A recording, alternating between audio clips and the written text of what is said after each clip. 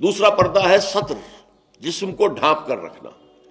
مرد کے لیے سطر کا حصہ کچھ اور ہے، عورت کے لیے پورا جسم سطر ہے۔ مرد کے لیے عورت کا پورا جسم سطر ہے، سوائے چہرے کی ٹکیا کے اور ہاتھوں کے اور پاؤں کے۔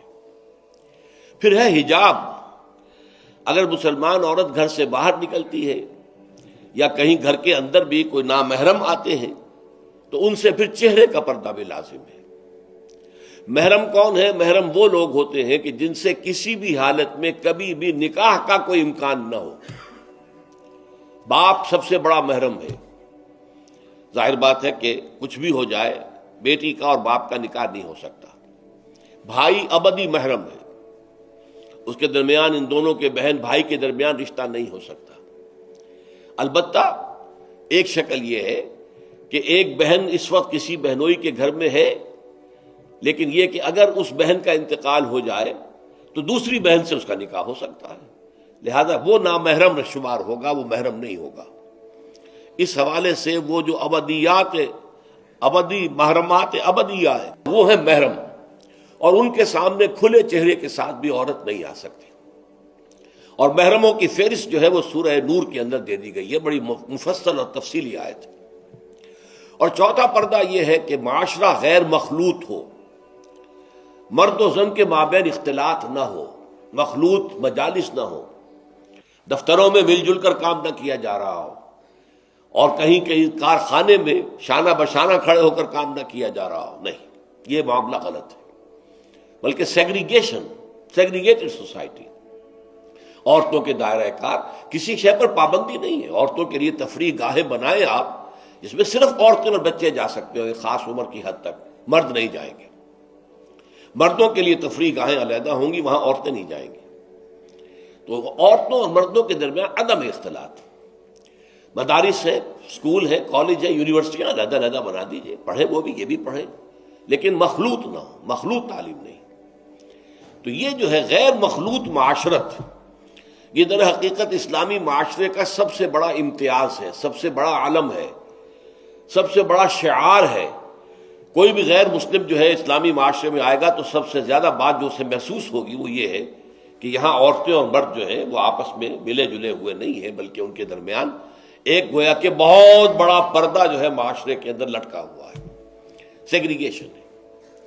باقی یہ ہے کہ سطر سے آگے جسم جو ہے وہ صرف زوجین کے سامنے کھلے گا۔ مرد کا سطر صرف بیوی کے سامنے کھلے گا، یا ڈاکٹر اگر کوئی سرجری کرنی ہے تو ظاہر بات ہے کہ اس میں وہ پردہ نہیں ہوگا۔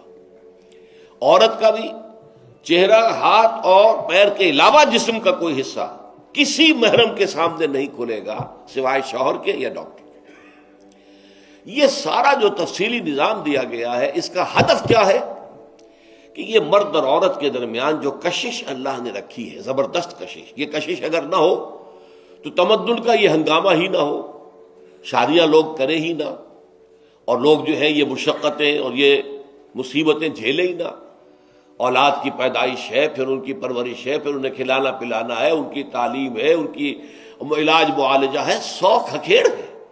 یہ سارا انسان کیوں برداشت کرتا ہے کہ جنسی جذبہ بہت زوردار اللہ تعالیٰ نے انسانوں میں رکھ دیا ہے۔ تو جتنا یہ زوردار جذبہ ہے اتنا ہی اسے کنٹرول کرنے کے لیے گھوڑا جتنا منہ زور ہو اتنی ہی مضبوط لگام اس کو دینی چاہیے۔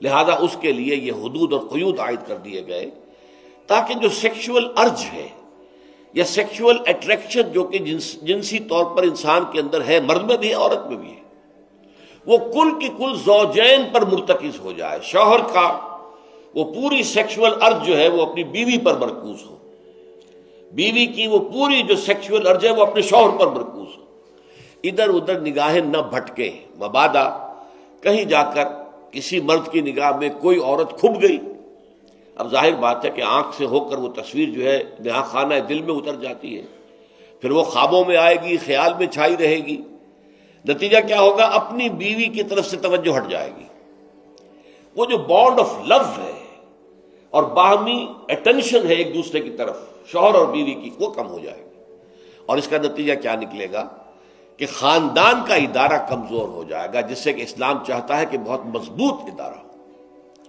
اس لیے یہ ساری قدغنیں ہیں، یہ سارے ضوابط ہیں، یہ قواعد ہیں بلکہ اسلامی معاشرے کا جیسا کہ میں نے عرض کیا ہے یہ سب سے نمایاں وصف ہے